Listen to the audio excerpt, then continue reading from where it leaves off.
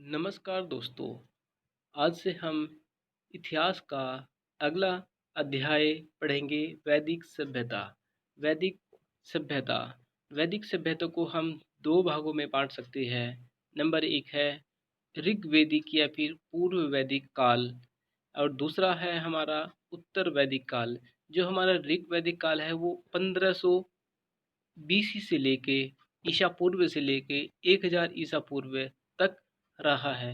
और दूसरा जो था हमारा उत्तर वैदिक काल, ये है हमारा 1000 बीसी से लेके 600 बीसी के आसपास का काल तक। ठीक है। वैदिक सभ्यता के संस्थापक आर्य थे, ये हम सभी जानते हैं। वैदिक सभ्यता के संस्थापक जो थे आर्य थे, और आर्यों का जो आरंभिक जीवन मुख्य पशुचारण था। वैदिक सभ्यता मूलतः ग्रामीण होती थी। ठीक है। इसमें लोग ज़्यादातर गाँव में रहते थे। वैदिक सभ्यता की जानकारी के स्रोत वेद है, इसलिए इसे वैदिक सभ्यता नाम जाना जाता है। आर्यों की जो प्रमुख रचनाएं थी, आर्य वे ऋग्वेद थी। यानी आर्यों ने ऋग्वेद की रचना की, जिससे मानव जाति का प्रथम ग्रंथ माना जाता है। ऋग्वेद जिस काल का विवरण प्राप्त होता है उसे ऋग्वैदिक काल कहते हैं। यानी कि जिस काल से हमें ऋग्वेद का विवरण मिलता है तो हमें उसको ऋग्वैदिक काल कहते हैं। सॉरी।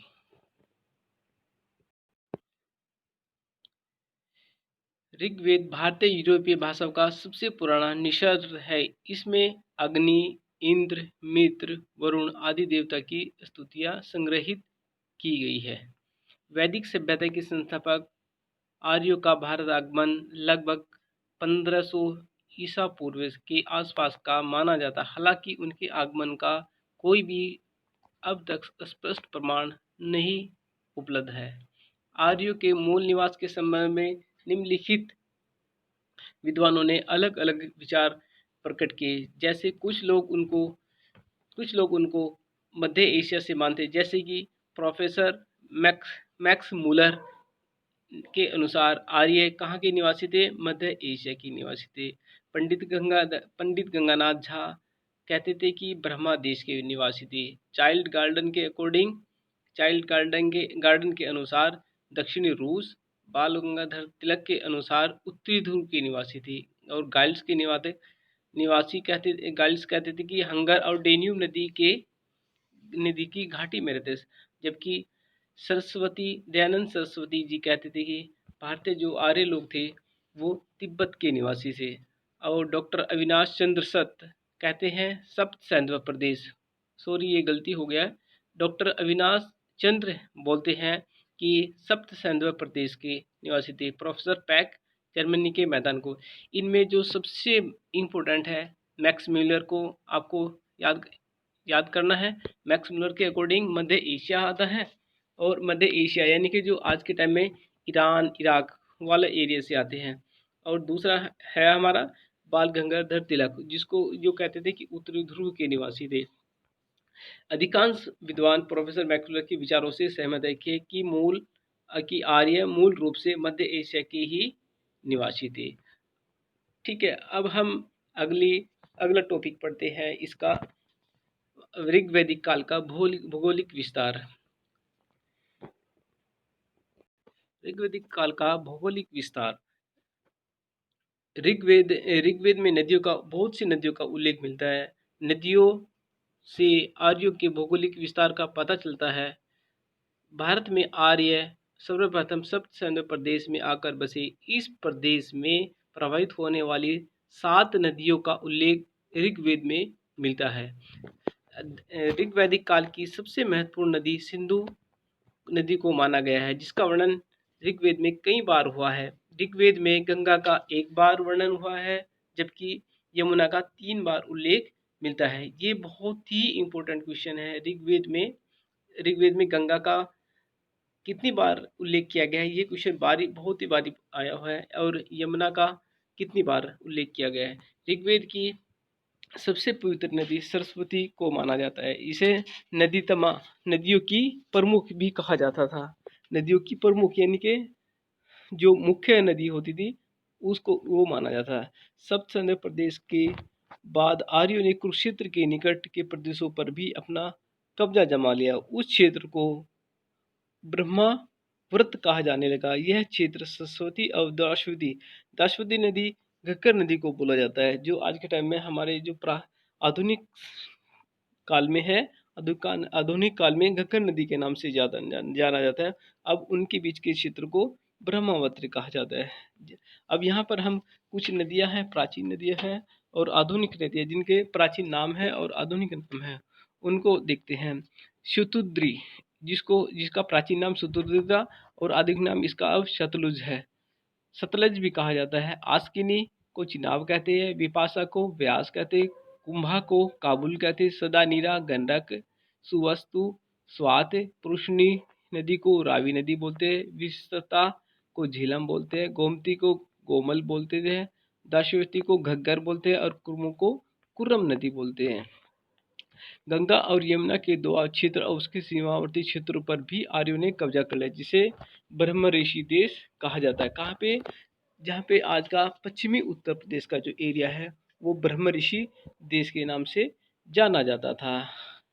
आर्यों ने हिमालय और विंध्याचल पर्वतों के बीच के क्षेत्र पर भी कब्जा करके उस क्षेत्र का नाम मध्य क्षेत्र रखा। यानी कि आर्यों ने हिमालय और विंध्याचल के पर्वतों के बीच के क्षेत्र पर जो मध्य प्रदेश का एरिया है, मध्य देश यानी कि जो भोपाल के आसपास का जो एरिया है उसको हमने मध्य देश रखा। ठीक, कालांतर में आर्यों ने संपूर्ण भारत पर अपने विस्तार कर लिया, जिसे आर्यावर्त कहा जाने लगा। ठीक है, अब हम देखते हैं राजनीतिक व्यवस्था। आर्यों की जो राजनीतिक व्यवस्था है वो क्या थी वो देखते हैं।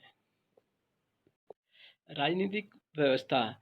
भौगोलिक विस्तार के दौरान आर्यों को भारत के मूल निवासियों, जिन्हें अनार्य कहा गया, से संघर्ष करना पड़ा।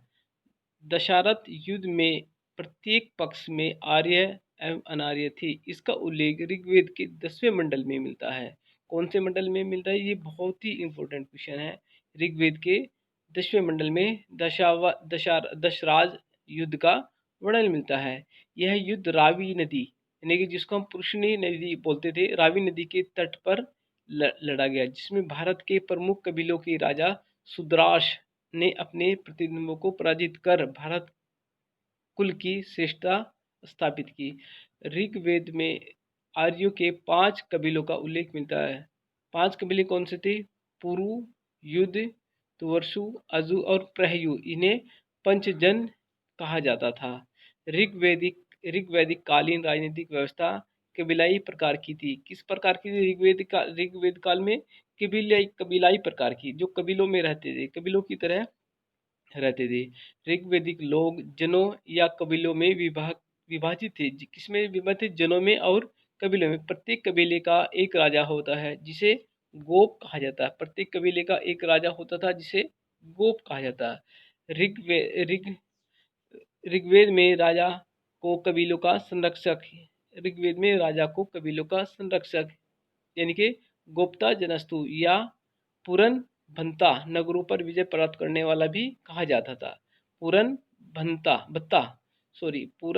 भत्ता भी कहा जाता था।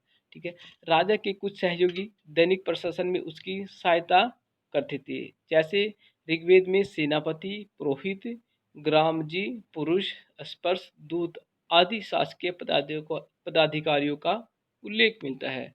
शासकीय पदाधिकारी राजा के प्रति उत्तरदायी होते थे। इनकी नियुक्ति तथा निलंबन का अधिकार राजा के हाथों में होता था। ऋग्वेद में सभा, समिति, विदर्भ जैसी अनेक परिषदों का उल्लेख भी मिलता है।